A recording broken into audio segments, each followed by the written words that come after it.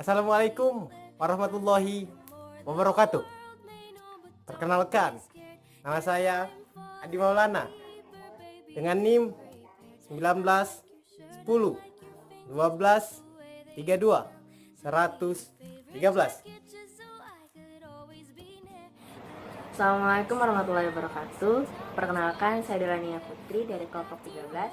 Saya akan Perkenalkan, nama saya Nadia Yuliani, NIM 19 10 123 22 0015. Assalamualaikum warahmatullahi wabarakatuh. Perkenalkan, nama saya Hari Wahyudi dengan NIM 19 10 12 331 0005. Assalamualaikum warahmatullahi wabarakatuh. Nama saya Rizky Amelia, NIM 191012322020 dari kelompok 13. Baik, bismillahirrahmanirrahim. Assalamualaikum warahmatullahi wabarakatuh. Perkenalkan, nama saya Hidayatur Rahman dengan NIM 19101232100009. Saya dari kelompok 13. Hakikat komunikasi. Jadi apa itu komunikasi? Komunikasi berasal dari bahasa Latin yaitu communicatus yang artinya berbagi. Banyak pakar yang berupaya mendefinisikan komunikasi. Salah satunya definisi yang diutarakan oleh Hofland, Janis, dan Kelly bahwa komunikasi sebagai suatu proses pertukaran informasi di antara individu melalui sistem lambang-lambang, tanda, atau tingkah laku. Komunikasi memiliki beberapa karakteristik, yaitu komunikasi sebagai suatu proses dan komunikasi mempunyai tujuan. Komunikasi sebagai suatu proses maksudnya adalah komunikasi itu merupakan serangkaian tindakan yang terjadi secara beruntun dan berkaitan satu sama lainnya dalam kurun waktu tertentu. Sedangkan komunikasi mempunyai tujuan, maksudnya berkomunikasi itu adalah kegiatan yang dilakukan secara sadar, disengaja, dan disesuaikan dengan keinginan para pelakunya. Lalu apa sih syarat terciptanya keberhasilan suatu komunikasi? Proses komunikasi akan berhasil apabila setiap bagiannya berjalan dengan baik.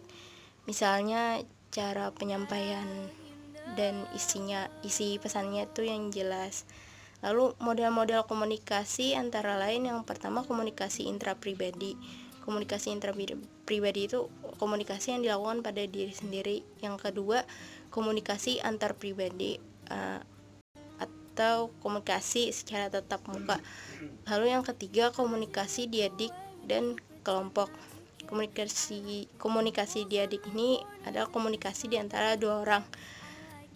Sedangkan kelompok, komunikasi yang dilakukan di dalam satu kelompok.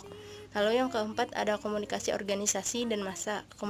Komunikasi organisasi itu komunikasi yang terjadi dalam organisasi. Sedangkan komunikasi massa itu seperti contohnya media cetak, televisi, maupun majalah atau radio juga. Baiklah, selanjutnya akan dilanjutkan oleh rekan saya. Saya akan menjelaskan sedikit tentang proses komunikasi antar pribadi. Proses komunikasi antar pribadi terjadi 5 tahap. Yang pertama, kontak atau first impression. Kontak atau first impression terjadi ketika pertama kalian bertemu. Sana kalian akan melemparkan, saling memberikan kesan yang baik. Kesan yang baik muncul dari segi bahasa atau gerakan tubuh Anda yang baik pula. Yang kedua adalah perkenalan. Ketika kontak atau first impression yang kalian berikan itu berkesan baik, maka itu akan memberikan kesan atau mendorong seseorang untuk berkenalan dengan Anda. Yang ketiga, setelah kontak perkenalan itu berlangsung, maka akan muncul yang namanya pertemanan. pertemanan yang baik terjadi dalam kurun waktu yang tertentu, di mana antar individu sudah jauh saling mengenal individu yang lainnya.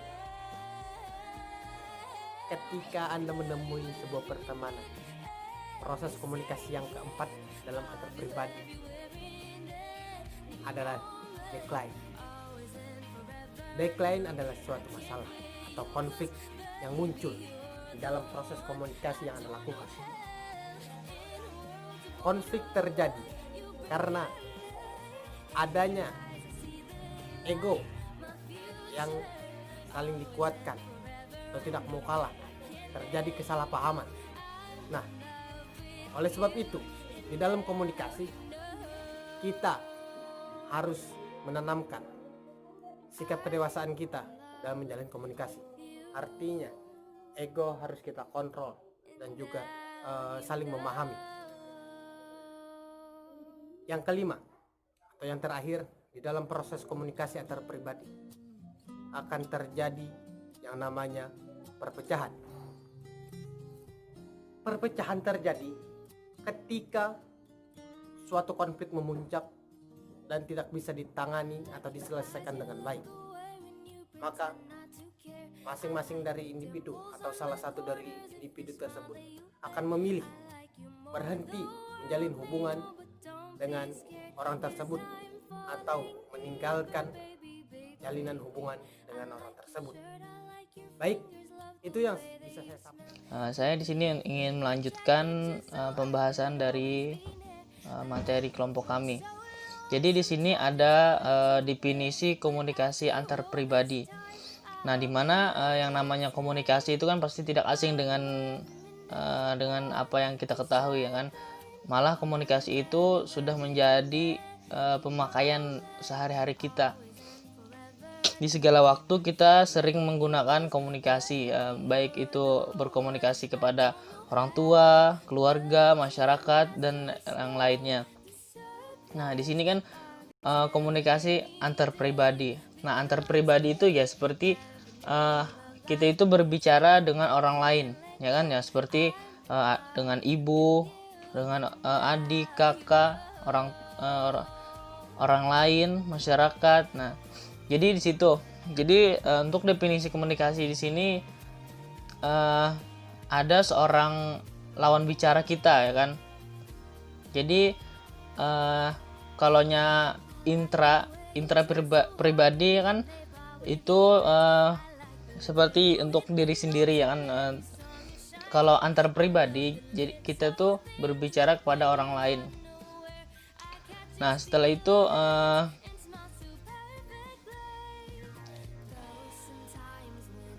lebih ditunjukkan untuk mewakili hubungan baru, ya kan.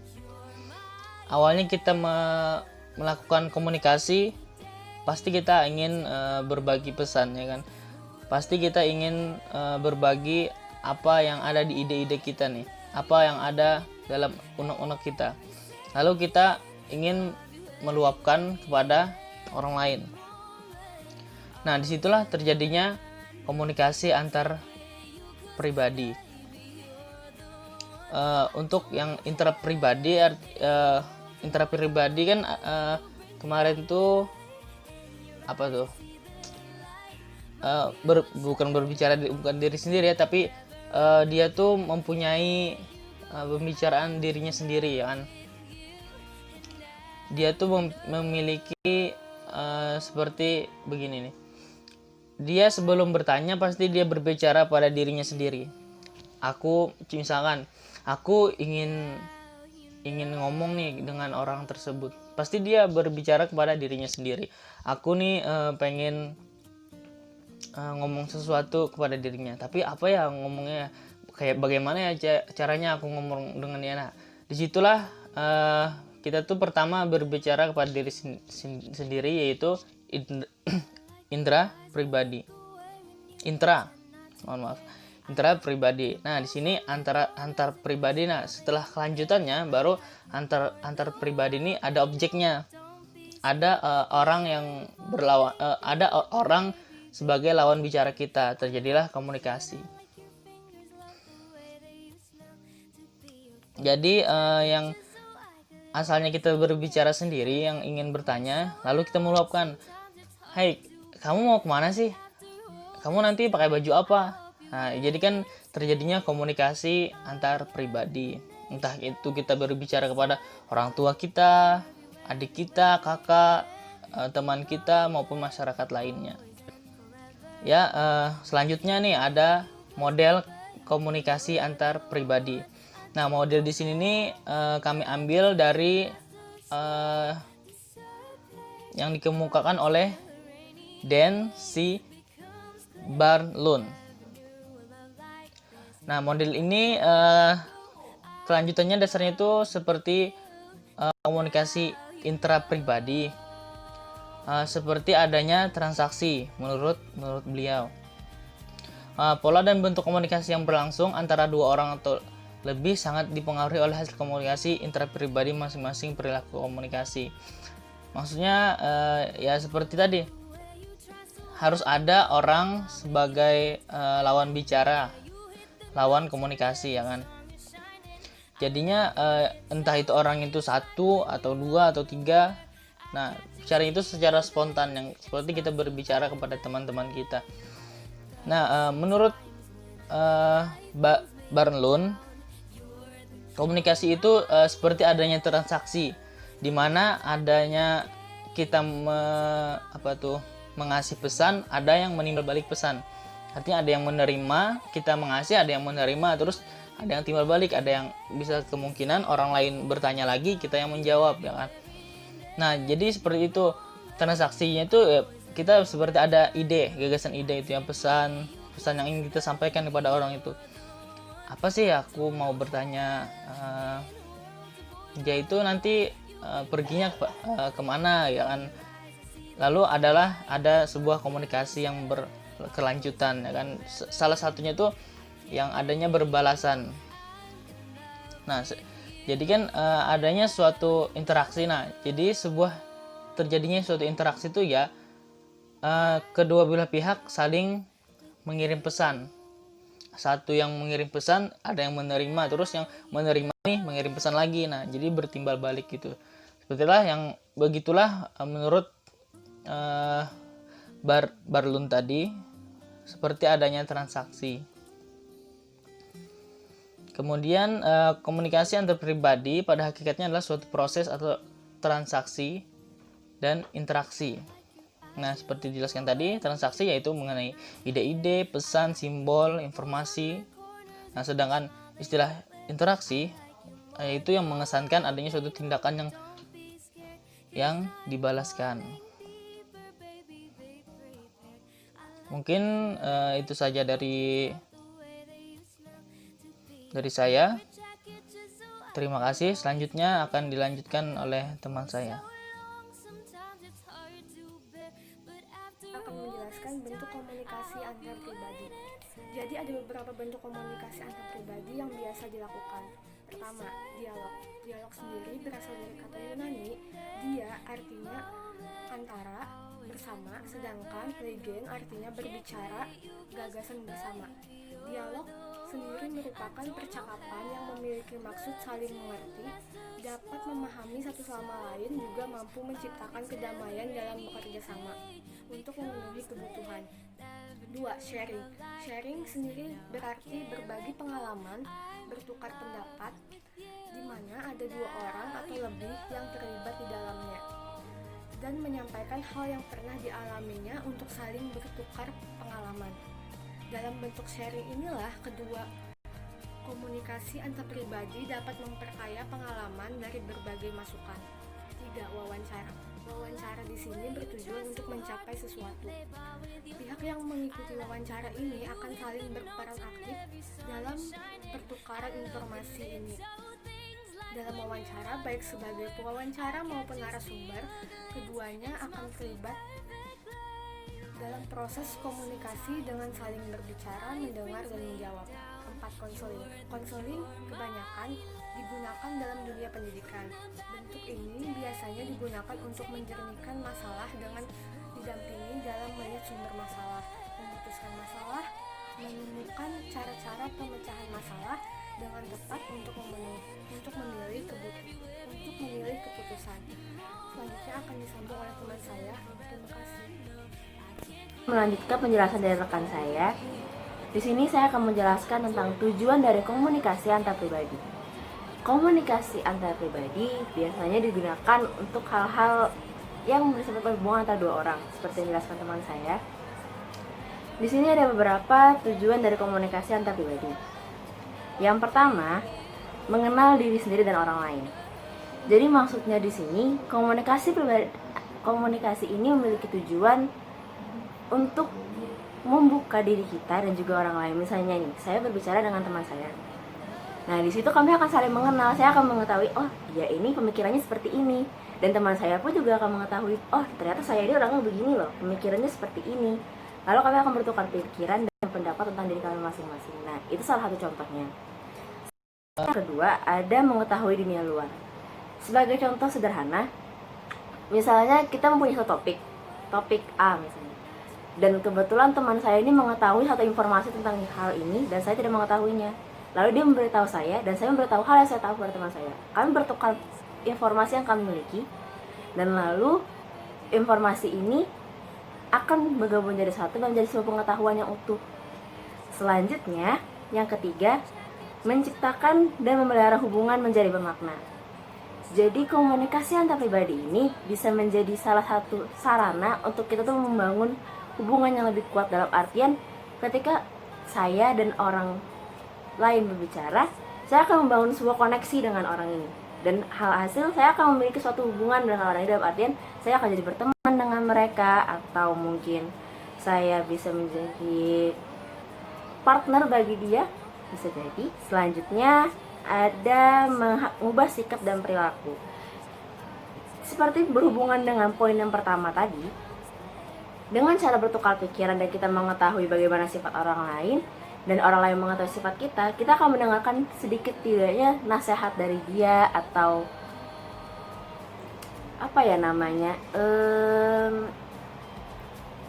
saran-saran dari dia yang bisa membangun diri kita. Selanjutnya ada bermain dan mencari hiburan. Jadi komunikasi antar pribadi ini bisa menjadi salah satu sarana kita untuk mencari hiburan untuk diri kita. Misalnya dengan kita membicarakan satu hal dengan teman kita, suatu hal yang lucu, itu akan membuat diri kita merasa senang. Secara tidak langsung, komunikasi antar pribadi ini bisa jadi salah satu sarana kita untuk menghibur diri kita. Yang terakhir ada membantu. Jadi komunikasi antar pribadi ini bisa menjadi salah satu sarana kita untuk membantu orang lain. Sebagai contoh, kita sebagai guru BK dengan murid kita itu akan melaksanakan komunikasi antar pribadi. Ya, contohnya seperti konseling individual, bimbingan individual, itu adalah salah satu bentuk dari komunikasi antar pribadi yang berfungsi untuk membantu orang lain. Sekian dari saya, akan dilanjutkan oleh teman saya. Terima kasih. Akan menjelaskan definisi dan jenis-jenis konflik. Definisi konflik ialah salah satu bentuk ketidakserasian yang disebabkan oleh tidak sejalannya pikiran antara kedua pihak yang terlibat hubungan. Jenis-jenis konflik diantaranya ada konflik keluarga, konflik remaja, konflik politik, konflik di sekolah, tawuran antar kampung. Yang pertama, konflik keluarga. Keluarga adalah satuan perkumpulan kecil yang secara umum berisi orang tua dan anak. Di beberapa keluarga besar, selain orang tua dan anak, ada juga kakek, nenek, paman, dan bibi. Beberapa bentuk konflik dalam keluarga diantaranya pertengkaran anak, pertengkaran orang tua, dan pertengkaran antar orang tua. Bahkan ada juga menantu sama mertuanya atau sebaliknya. Konflik remaja. Masa remaja dikenal sebagai masa untuk mencari jati diri. Usia remaja merupakan masa transisi dari anak-anak menuju dewasa. Remaja sering terlibat konflik, diantaranya dalam percintaan, tawuran antar pelajar, minum-minuman keras, bahkan sampai seks bebas. Selanjutnya ada konflik politik. Konflik politik biasanya terjadi di saat ada pemilihan-pemilihan umum, seperti pemilihan presiden, pemilihan ketua daerah, gubernur, bahkan bupati, atau lainnya. Disitulah konflik yang semakin banyak terjadi karena ada kecurangan dalam pemilihan tersebut. Selanjutnya, konflik di sekolah. Konflik di sekolah sering terjadi di antara murid dengan murid, murid dengan guru, wali murid dengan guru, dan kepala sekolah dengan guru. Yang paling sering terjadi konflik di sekolah itu ialah murid sama guru. Bahkan murid melawan gurunya, tidak menaati peraturan-peraturan dari gurunya, dan lain-lainnya. Yang terakhir, ada tawuran antar kampung. Konflik antar kampung menjadi jenis konflik yang sering terjadi. Biasanya karena ada kesalahan pendapat, perebutan wilayah, dan lainnya. Bahkan konflik ini tidak hanya terjadi di daerah pedesaan saja. Bahkan bisa juga terjadi di daerah perkotaan seperti kota-kota besar seperti Jakarta, Surabaya, Bandung, dan lainnya. Supaya kita menghindari konflik-konflik tersebut, ialah dengan kedekatan satu sama lain, dibangun dengan keterbukaan, saling pengertian, saling menyayangi, dan saling membantu, dan lainnya. Mungkin itu saja penjelasan dari saya. Terima kasih. Assalamualaikum warahmatullahi wabarakatuh.